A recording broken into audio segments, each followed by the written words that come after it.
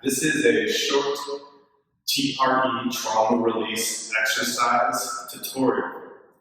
For this video, you will need a space where you have the ability to move freely, roughly within like open arms distance, and a wall for a wall sit for one of the exercises. And it's having you take your shoes off so we can feel our feet come in contact with the earth to get some grounding and a good grip on the ground. Now once you've taken your shoes off, you've cleared the space, we can begin. So let's take our feet and width apart. Pull the shoulders towards the ears, take a deep inhale. Let the shoulders drop as you exhale through the mouth. Now rock over to the outer edge of your left foot, the inner edge of your right. Take a deep breath in through the nose. And let it go. Slowly, gently switch sides. Shift your weight, bend the knees, get onto the outer edge of the right foot, inner edge of the left. Deep inhale. Exhale, let it go.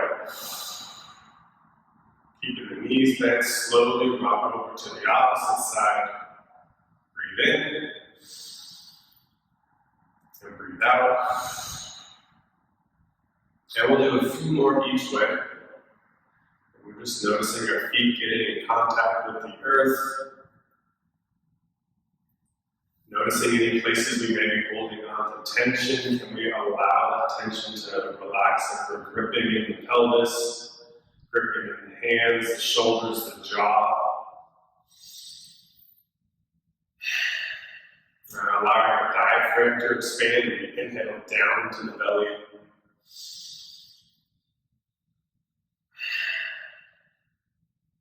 Good. Going back to center and shaking out the right leg, shaking out the left leg. Next exercise we're going to transition into is a wide-legged forward fold. So taking your feet wide open, hip width apart. And if your hamstrings are tight or your low back needs some support, instead of taking your hands to the earth, you can take your hands to a chair or a desk, something to give you some support. Now walk your hands down to the middle. Allow the head to hang. And take 3 big breaths. Nice and slow.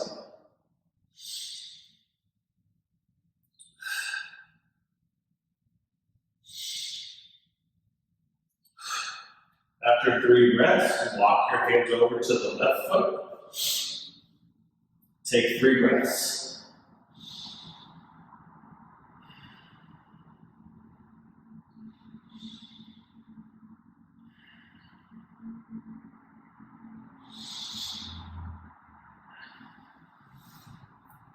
After 3, transition to the opposite side. 3 more breaths.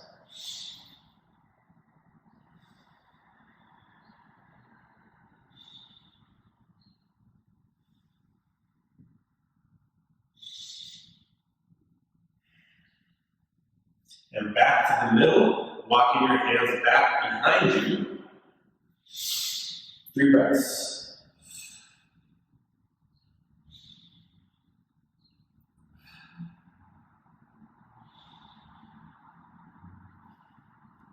When you're done, walk your hands back underneath you. Heel toe your feet back towards each other. Slowly walk your hands back with your legs, coming to a stance. Shake out the right leg, shake out the left leg, shake out the wrists. Next exercise, we're going to open up the low belly, the diaphragm, and the hip flexors so we can allow this charge to move through our body with more ease and less resistance. So we take our hands to support our low back, we soften the knees, and push the pelvis forward. Let the shoulders drop if you want to, and if it feels okay, you can let the head hang, you can open up the jaw. 3 breaths. Stretching out the low belly.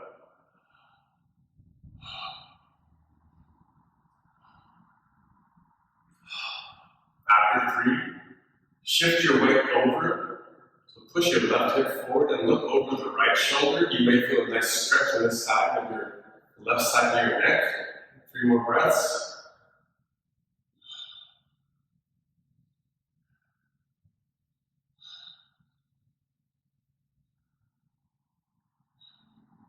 Slowly switch sides, pushing the right hip forward, looking over the left shoulder, letting the head hang back. 3 more.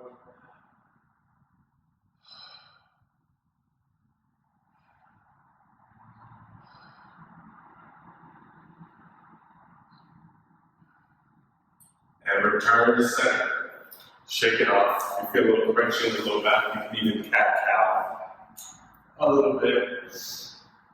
Making sure your spine feels healthy. Okay, great job. Now we're transitioning to a wall set. Now we'll be holding this wall set for roughly 2-ish minutes. And on a scale of 0 to 10, 10 being most extreme wall set ever, we're not going past the level 7. So find your wall set.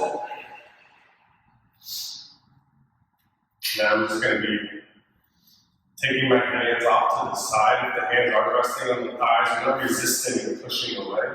We're allowing the shoulders to relax. So we continue to take nice, slow, deep breaths. Now, if you find that the charge in your legs begins to feel more than a 7 out of 10, just slowly come up just a little bit. Don't stand up all the way. The intention is to feel that isometric contraction, just create sensation. And we're building charge up in the legs, so when we come down to the ground for the tremoring process, we have some charge and awareness to work with. We've just done 3 exercises that were focused on opening up the body. Now we'll do 1 exercise that builds some charge.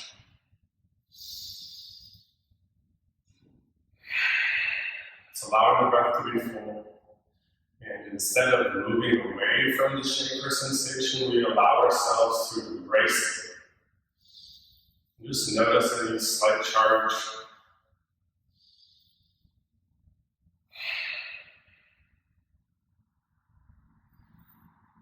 This isn't a competition or anything about performance. So if it starts to feel more than a 7, you just come up just a little bit.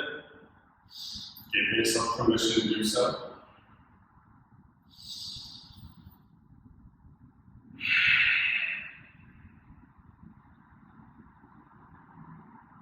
Noticing maybe other places in the body you may be holding on to tension. Is it in your pelvic floor? Is it in the jaw? Allowing the breath not just to be in the chest, but allowing the breath to move down. Sometimes it helps you even take your hands to your waist, to your belly. And breathing downwards. Allowing energy. Sometimes it swirls up here to begin to move down closer to the diaphragm and the roots, our feet, our thighs, our pelvis.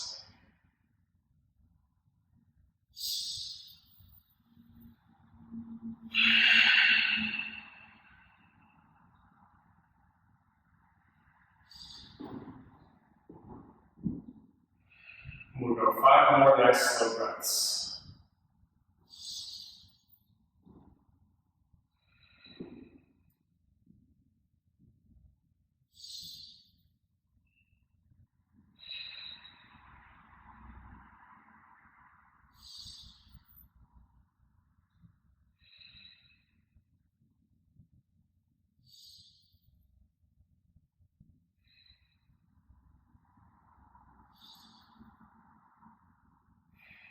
Great job. When you're done, slowly slide back up to the wall, walk your feet underneath you, and come into a forward fold for 3 breaths.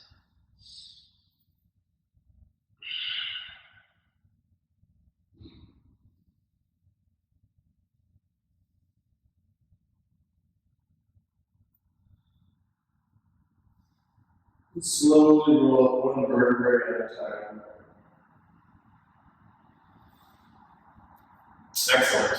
Now we're going down to the tremor process. So we'll lie on the ground. And we will begin with the soles of our feet together, our knees out wide in the butterfly position, lying down on our back. And before we begin any movement or tremoring, We'll take a moment to arrive. So we just notice, continuing to breathe down into the belly, and prioritizing letting energy out of the system by extending the exhale.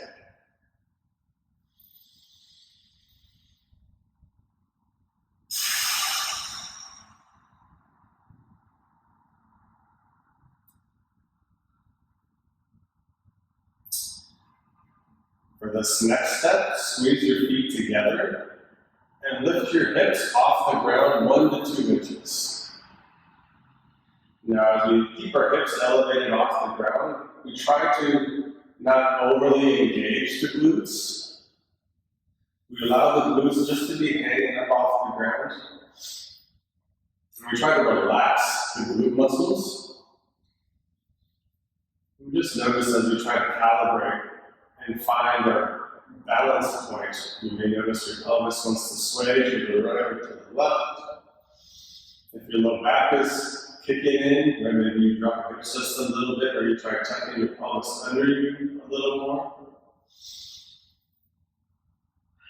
All the while, keeping the breath full, slow, extending the exhale, and moving your breath down into the low belly. We want to engage and increase awareness in this pelvic area.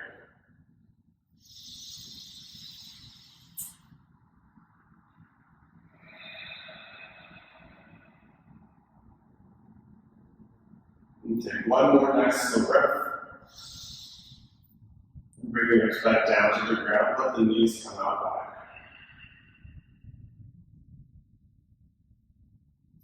Now we will begin the tremoring process. So notice first if your heels are really close to your groin. If they are, just scooch them a little bit further away from your pelvis. Next, raise your knees a couple inches closer together. So 1 to 2 inches and hold. And we'll hold here for 1 to 2 minutes. And we just notice. Now what we're doing is passively engaging the hip flexor muscles, primarily the psoas. And the psoas is a muscle that connects to the inner thigh bone, runs over the front of the pelvis, and attaches to all the lumbar vertebrae of our spine. Now that psoas muscle is known as the fight or flight muscle because of its intimate relationship to the adrenal organs. The adrenals sit right on top of the kidneys. And the kidneys are located approximately close to where the psoas inserts into all of the, particularly the upper L1 vertebrae, your T12 junction right here, your thoracic lumbar junction. And if we've had some stress and some cortisol and some adrenaline being released into our bloodstream, right, that can cause some tension in the psoas. And so what we do is we find these passive positions to engage the psoas muscle so we can begin to potentially create a tremoring effect. You may start to feel your legs start to wobble a little bit. And the whole idea is to not try to control or do anything. You just allow this tremble to begin to develop. Now let's bring the knees a couple inches closer together.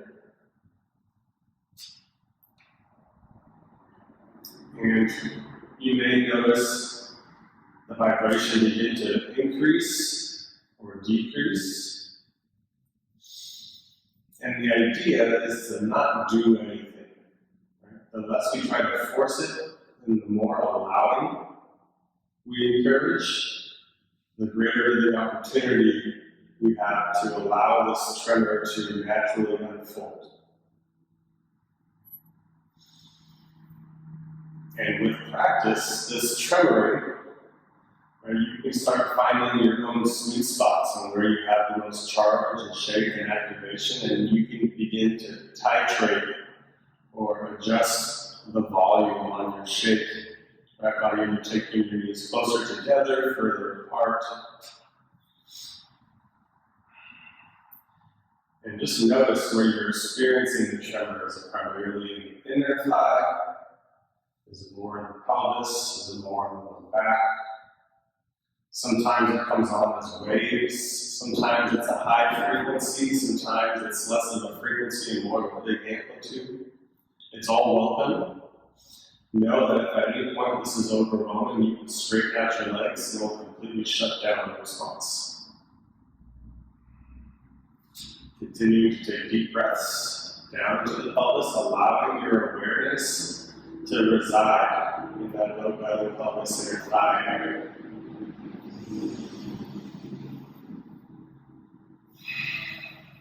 Now bringing the knees a couple inches closer together.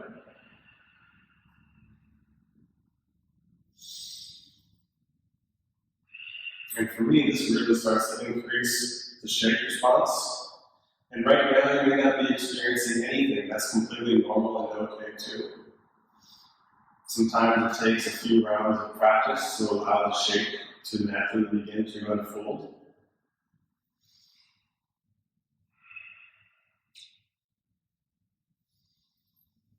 And we allow the shake to continue to naturally emanate out from this pelvic groin area, where that psoas inserts into the femur. Sometimes you may feel like temperature fluctuations. Sometimes you may feel like an old memory or any emotion that you may have repressed or pushed down resurface. Super normal, completely okay.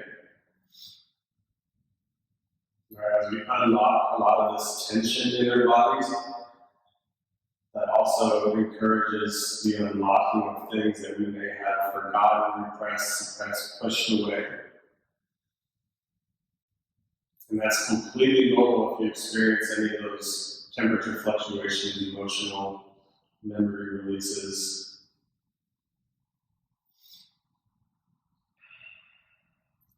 Okay, now that we've allowed the charge to build up for a few minutes, we try to maintain the charge when we bring our feet flat to the floor, about hip width apart. And allow the charge to continue to unfold. Sometimes, when people bring their feet flat to the floor, they may notice the charge completely